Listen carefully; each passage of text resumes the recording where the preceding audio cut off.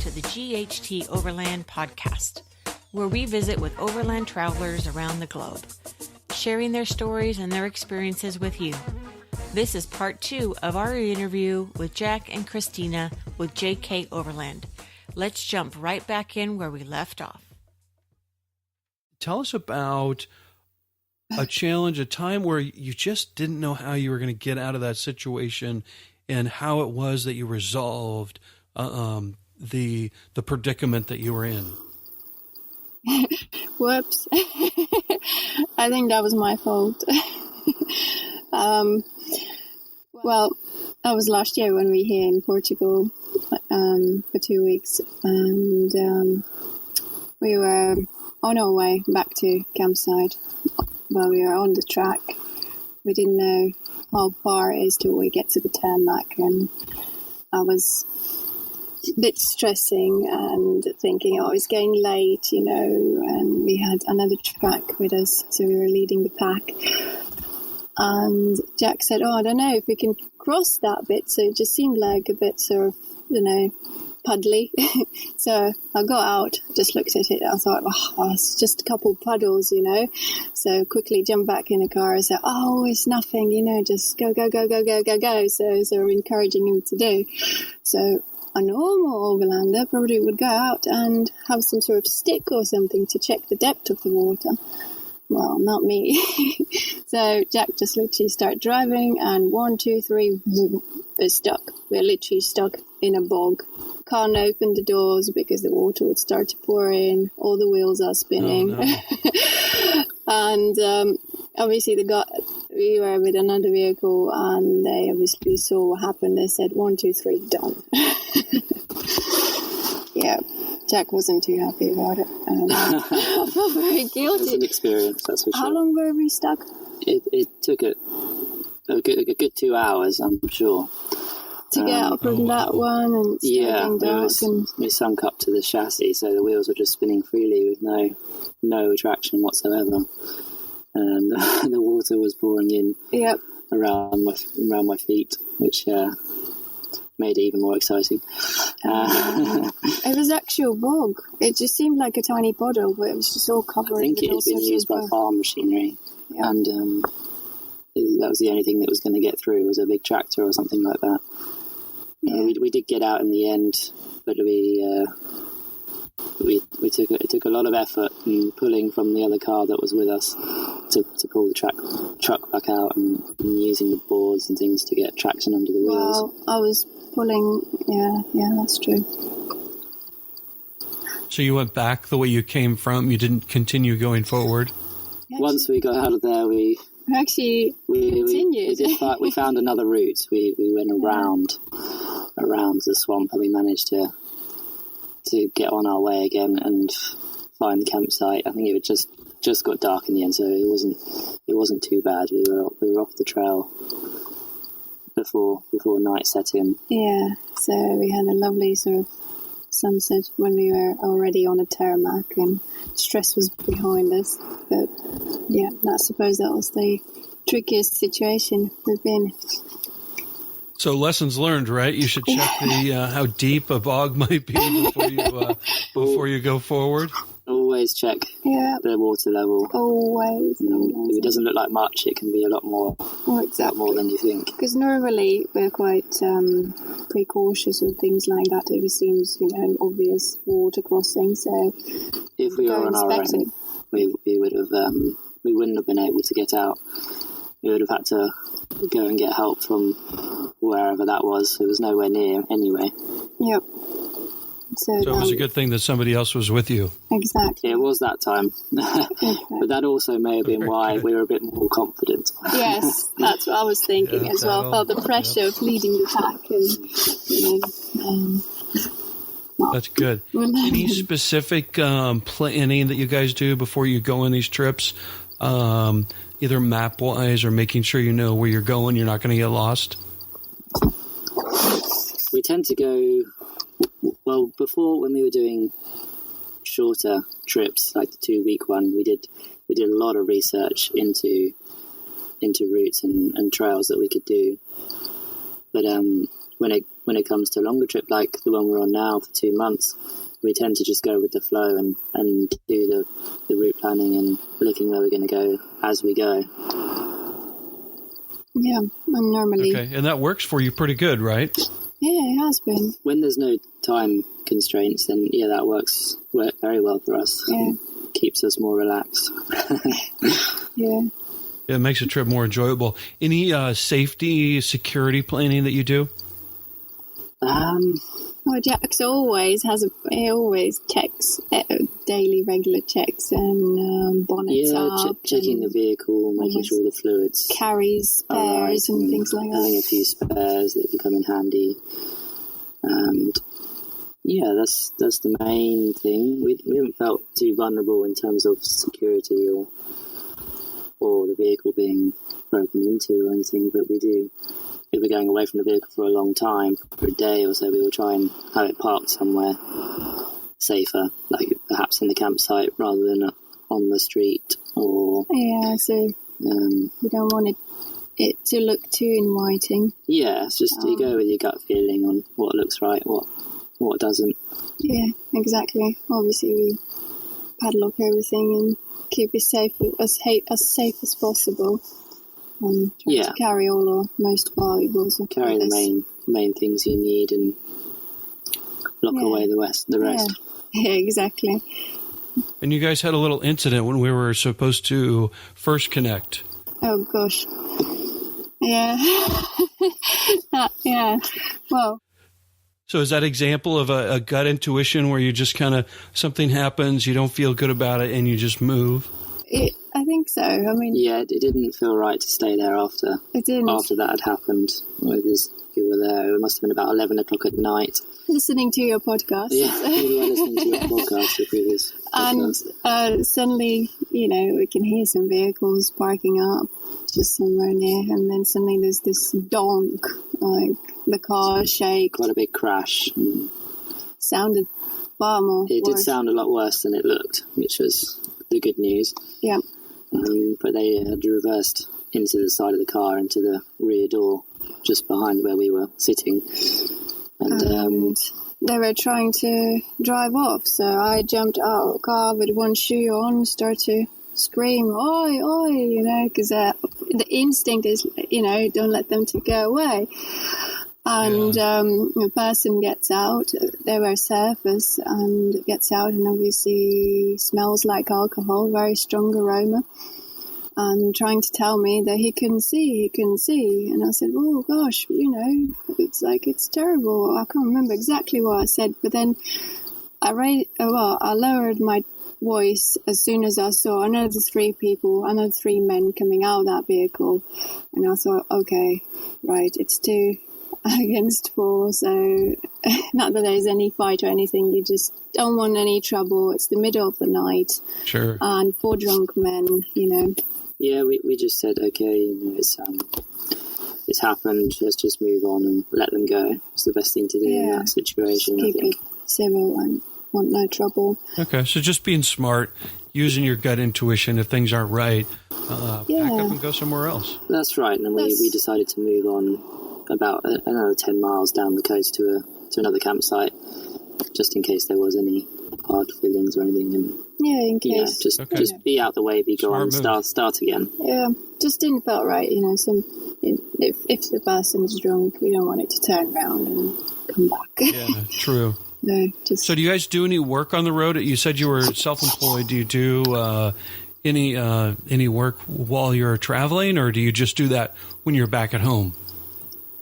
Yeah, unfortunately, our jobs at home, they're not geared up to be done on the road, because I'm a self-employed gardener. I work in horticulture. I run my own business doing that back home in Brighton, and Christina is similarly self-employed. Yeah, I was up till this trip was self-employed, care worker, and to top up, I was doing also cleaning jobs, so saving all the monies. Yeah, and they can only be done whilst we're at home, which is good, and it enables us to save the pennies for our trips. Yeah. But we don't know what yet, but we're trying to create something online. We don't know which way it will go, but we're hoping we can make this more full time by moving our work to being online rather than set in one place. Yes. Okay, great. So let's go to navigation and communication. What do you guys use for navigation, making sure that you don't get lost? And then if you can touch a little bit on communication, is it primarily a cell phone that you use, or what's your main way of staying in contact? Our setup is very simple, really. We only, for road mapping, we use Google Maps, normally on the mobile device.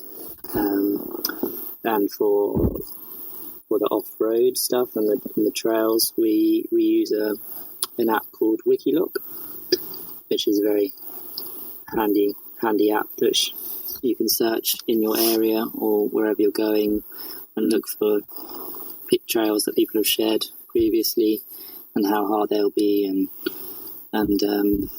what it's like with some pictures and a description. It is an amazing app. It's not just for off-roading, hiking or trail running. So we use it. We use it quite a lot. That's our favourite navigation app. Occasionally, do you not use OS Maps as well? And in the UK, yeah, that's just for UK. OS Maps. Also, every now and then, maybe we would look onto the regular map. There's one. And a paper map. We normally carry a paper map as a backup, but find we rarely need it. Yeah. Mainly it would be all phones for navigation. Yes. It has occasionally let us into the dead end of thinking, oh, Google doesn't know this place. Has a little glitch. But when we travel further afield, we might but it has look for something more detailed. I think so. Okay, wonderful. So vehicle maintenance and repair, you touched on that a little bit. What did you do before you went on this trip? Or maybe you can go on, touch a little bit about, like on your next trip, what you would do. But preparing your vehicle, making sure that it's in good mechanical order before you take a trip. What's your process? Yep. I try to do as much of the work myself that I can. And before a trip, I would always go through everything. I'll do an oil service, oil and filter. I would change periodically the fluids in the forward drive system, so the gearbox, the transfer box, and the diffs, and any other fluids that need changing or topping up in the engine compartment. And anything that's looking worn or sounds like it needs replacing, normally just go ahead and replace it. Make sure everything's tip-top before the trip, and then just keep the maintenance running as you go on the trip as well. Yeah. So Jack's always at it. He seems like. Yeah, for this trip we replaced the suspension on the truck. So last time we were in Portugal, we were running the standard suspension and managed to break it. So I think we broke 2 shock absorbers. So this time we came back limping.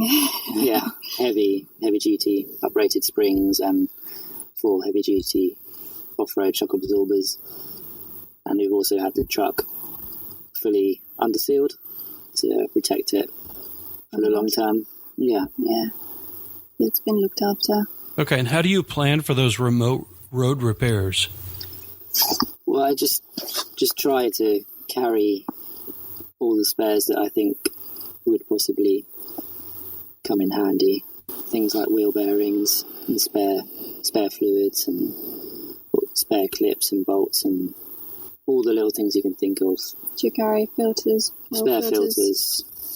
And definitely the tools to be able to do roadside repairs.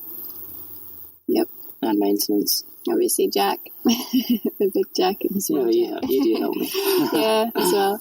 Yeah, we both get involved.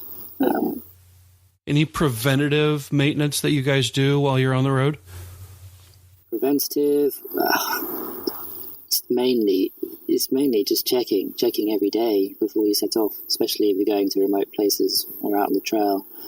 Check there's no leaks and no nasty sounds, and if anything does need changing, you change it. Yeah, I mean. Okay. Do you guys carry one spare tire or two?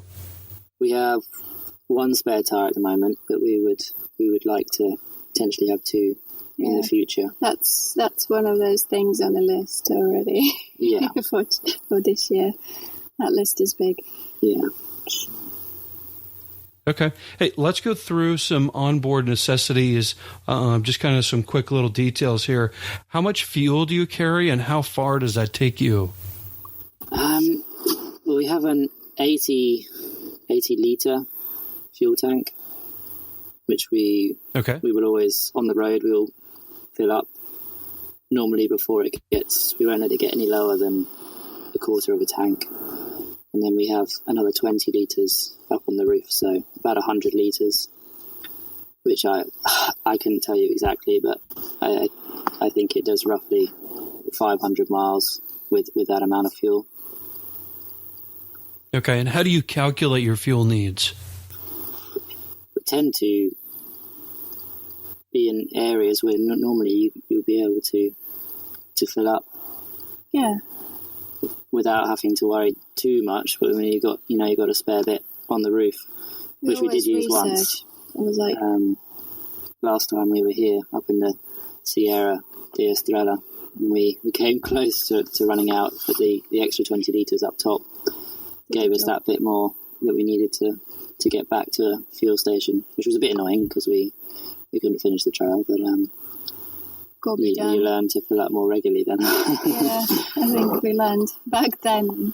Yeah, but we always sort of keep our eyes and ears open to anything what's going on the track or what's missing or any sound, and do our research. But always make sure it's full if we're going to go out on a long trail. We don't, and we do like to be on a trail. Okay, good. And how are you managing your water use? How much water do you carry with you, and any purification methods that you use? So we have 40 litres of fresh water, and that's what we have, and that seems to last us a fair while, doesn't it?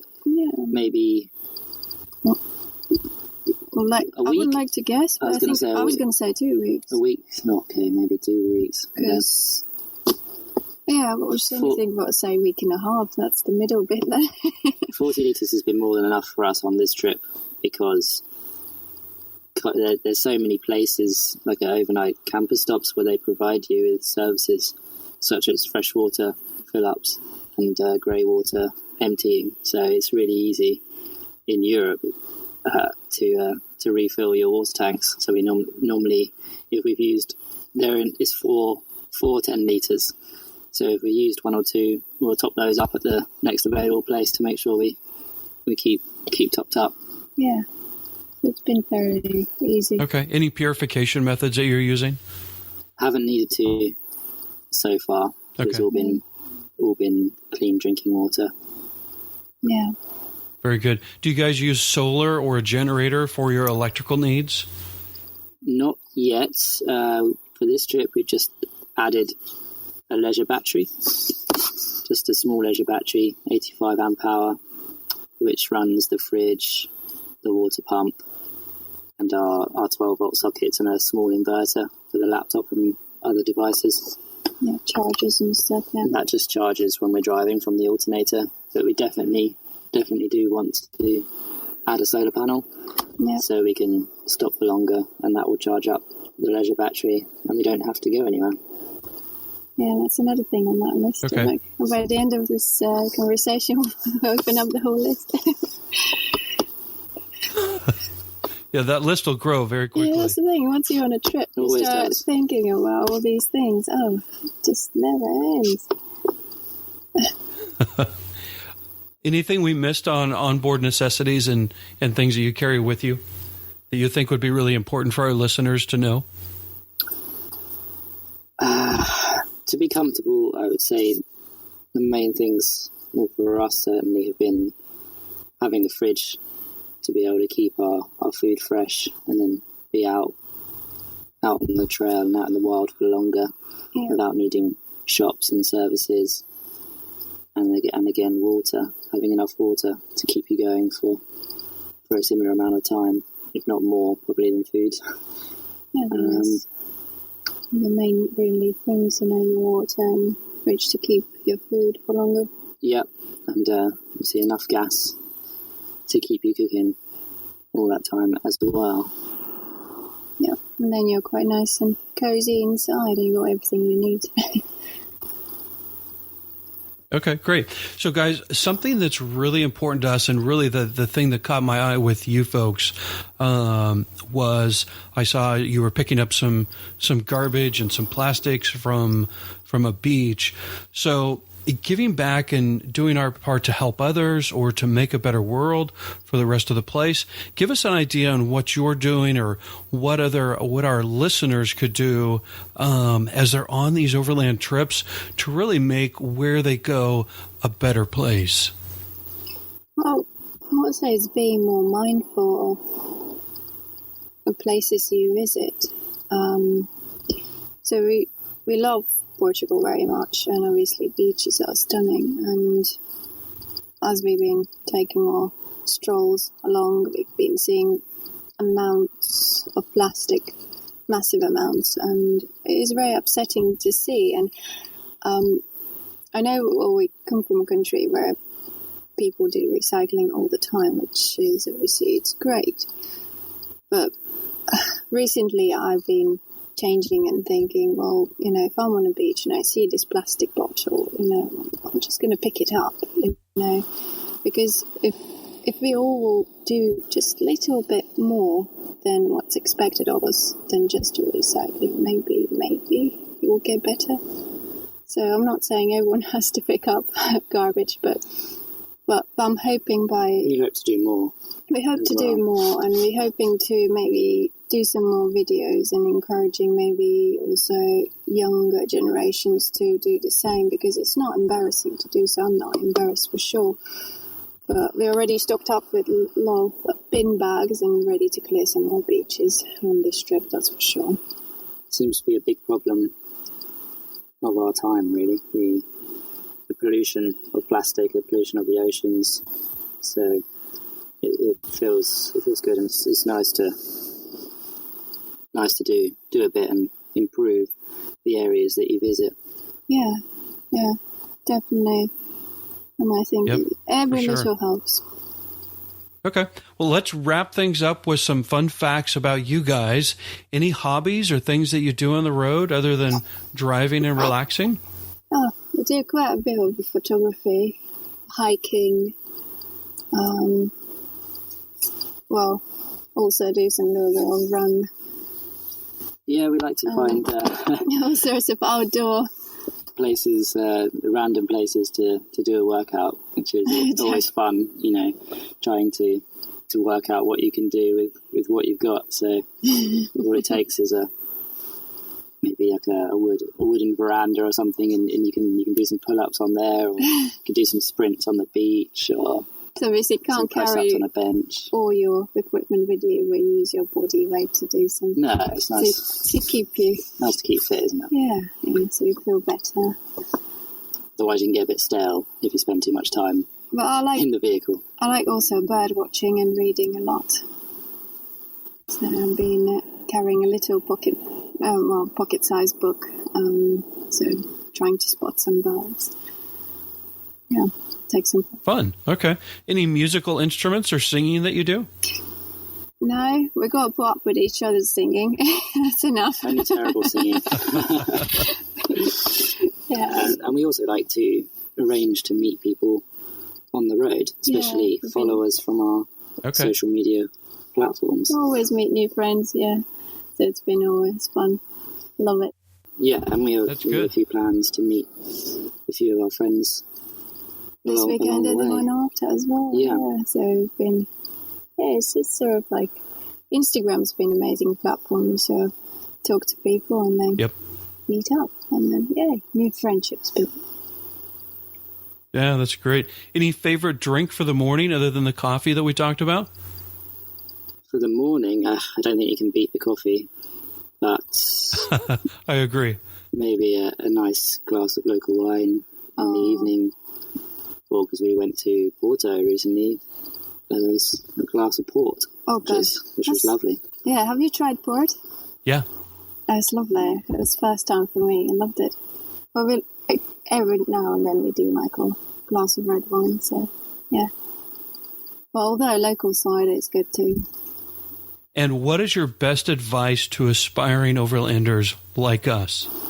I would say just be present, because life can get, bumpy, and no matter how hard or easy it is, it's never going to be enough, and we tend to sort of zoom out from the present moment. So just keep it present, and no matter what has gone wrong, it will sort itself out somehow. So yeah, I think that's a hard one to beat there. I mean, I'm guilty myself of getting too bogged down in the details and the planning and maintenance and things like that you forget to be present sometimes. So it's just good to remember and sit down and think, right, got to enjoy the here and now. Yeah, I suppose. But it is quite tricky, I suppose, for a lot of people. Young people want to overland and just live on the road, and I would encourage people just do it, because, well, just try. I think we've made impossible possible. We live in our tiny little home as we speak. We have this conversation. Start small,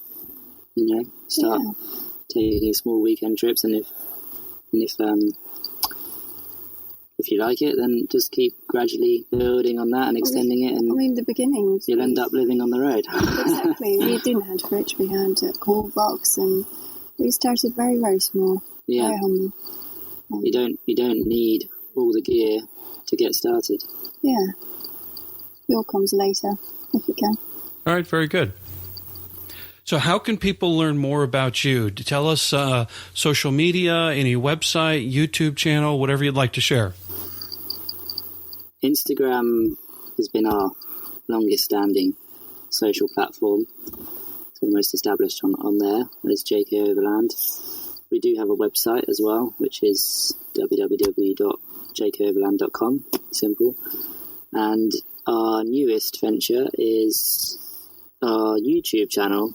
So you can find us at JK Overland on YouTube, and we would appreciate it very much if you have a watch, and if you like it, then please do subscribe, because it helps us to carry on and build this thing that we're doing. Every little helps. Yes, indeed. Great. Any more information you'd like to give, or useful resources that our listeners should check out? I would say the app Wikiloc. I don't know if you have heard of it. It has been quite helpful for us. Repeat that again. What was it? It's Wikiloc. WIKI LOC. Wikiloc. Very good for overlanding and finding those remote trails on all sorts of difficulty levels that people have shared before. Yeah, I like to follow routes, what people have shared, and has some sort of like a little community feel to it, because people can comment and say thank you, awesome route or something. We try to upload every few routes as well, every now and then. And yeah, I love it. It's very nice. Okay, great. And we'll be sure and put that in our show notes as well. Super. So thanks, guys, so much for your time. We are humbled that you've given us such an amazing look into your world and experiences and knowledge. It's been absolutely a joy to talk with you. So I'm glad we were able to hook up. It's been fantastic, really. It's good speaking with you. I'd love to find out more about you guys as well at some point. Yeah, thank you. So safe travels and adventures to you. We hope we can catch up with you again sometime soon. Maybe our paths will cross again on the road. And to Thank you, Chris. Yeah, and you definitely have to say hello to Lisa. Okay. Take care. And you. Okay, thank you. Goodbye. Bye-bye. And that's a wrap. What an awesome chat with Jack and Christina of JK Overland. There was a ton of great lessons and experience they shared. I hope you pulled as much value from their experiences as we did. It's a good idea to visit the show notes page on our website at ghteoverland.com. Click on podcast, then select the JK Overland episode. All the details and links in this episode are there for you. Thank you for listening to the GHT Overland podcast. Be sure to give GHT Overland some podcast love with a subscribe, rate, and review. Keeping the web magic flowing so we can reach as many overlanders and aspiring overlanders as possible. Bye.